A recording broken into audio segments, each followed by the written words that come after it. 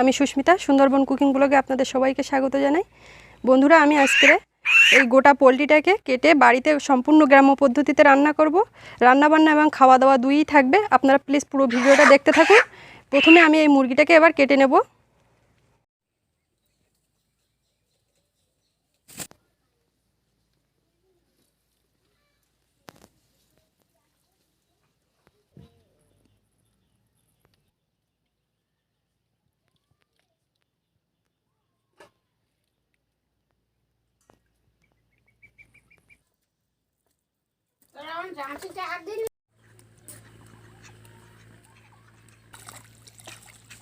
মুরগিটা পরিষ্কার করে নিয়েছি, এবার আমি মাংসটা কেটে নেব।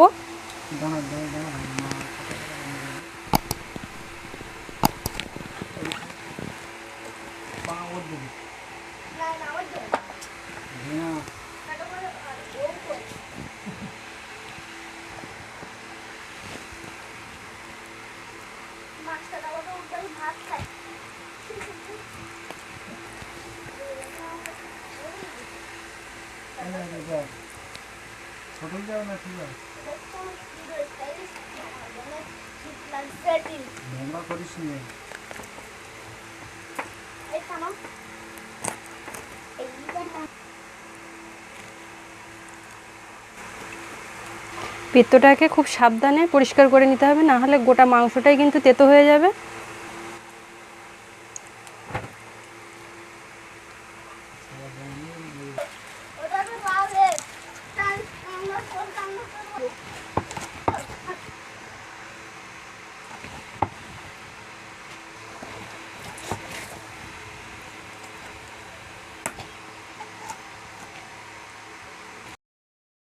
বন্ধুরা, সব কিছু গুছিয়ে নিয়ে রান্নার কাছে চলে এসেছি। এই রেসিপিটি বানানোর জন্য আমি এখানে নিয়েছি একটা গোটা পোলট্রি কেটে নিয়েছি, আর এখানে মশলা আমি সম্পূর্ণ বাটা মশলায় রান্না করব। এখানে রসুন বাটা, জিরা বাটা, আদা বাটা, তেজপাতা, ধনে বাটা, পেঁয়াজ কুচি, হলুদ গুঁড়ো, লবণ, লঙ্কা গুঁড়ো আর গরম মশলা গোটা, এটা পরে বেটে নেব। এলাচ, লবঙ্গ আর দারচিনি আর কয়েকটা আলু কেটে নিয়েছি। প্রথমে আমি মাংসটাতে মশলা মাখিয়ে রাখবো কিছুক্ষণ। হাতে একটু তেল লাগিয়ে নিচ্ছি আর মাংসেও একটু তেল দিচ্ছি।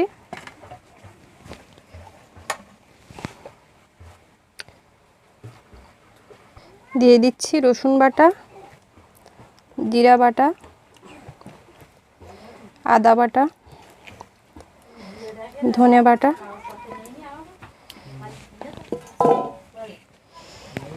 লঙ্কার গুঁড়ো,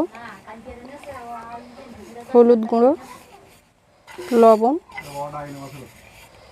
সবগুলো ভালো করে মেখে নেব।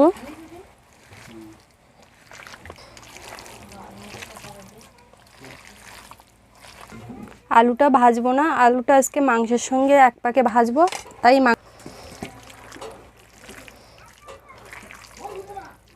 মাংসে সব মশলা মিশিয়ে নিয়েছি। এবার আধা ঘন্টার জন্য আমি চাপা দিয়ে রাখবো। উনুনটা জ্বালিয়ে নিচ্ছি।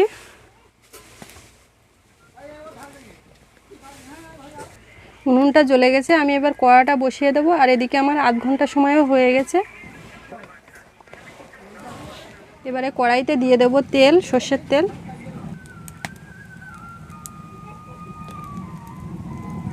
তেলটা গরম হয়ে গেছে, দিয়ে দিচ্ছি পেঁয়াজ কুচি, দিয়ে দিচ্ছি তেজপাতা। পেঁয়াজটাকে লাল করে ভেজে নেব, তারপরে মাংসটা দিয়ে দেব। পেঁয়াজগুলো লাল করে ভাজা হয়ে গেছে, এবার আমি মাংসটা দিয়ে দিচ্ছি।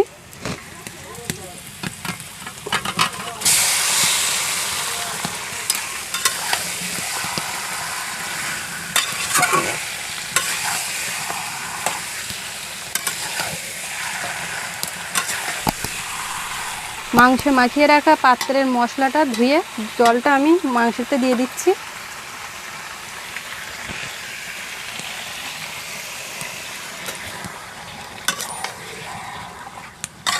চাপা দিয়ে মাংসটা ভালো করে কষে নেব। এবারে ঢাকাটা খুলে দেখব মাংসটা কি অবস্থায়।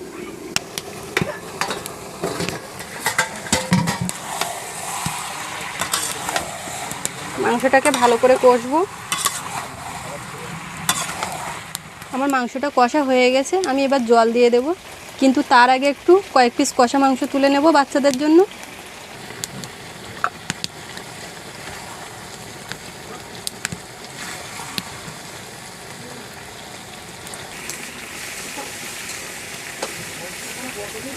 জল দিয়ে দিচ্ছি।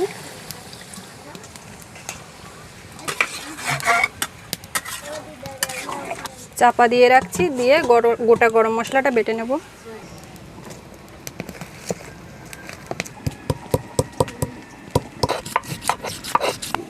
ঢাকাটা খুলছি।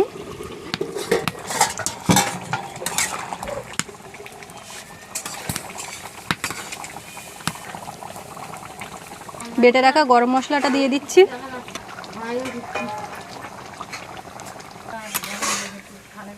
তরকারিটা হয়ে গেছে, এবার আমি নামিয়ে নেব।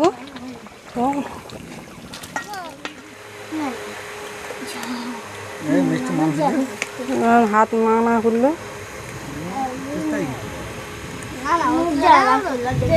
খাও।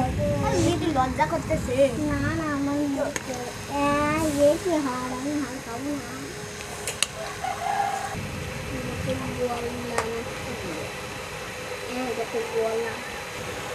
আজকের এই ভিডিওটি আপনাদের কেমন লাগলো অবশ্যই আমাকে কমেন্ট করে জানাবেন। আর এরকম নিত্য নতুন রেসিপি পেতে এবং গ্রাম বাংলার জীবনযাপনের চিত্র দেখতে আমার চ্যানেলটি সাবস্ক্রাইব করে আমার পাশেই থাকবেন। সবাই ভালো থাকবেন, দেখা হচ্ছে পরের ভিডিওতে। এত সময় সাথে থাকার জন্য সবাইকে ধন্যবাদ।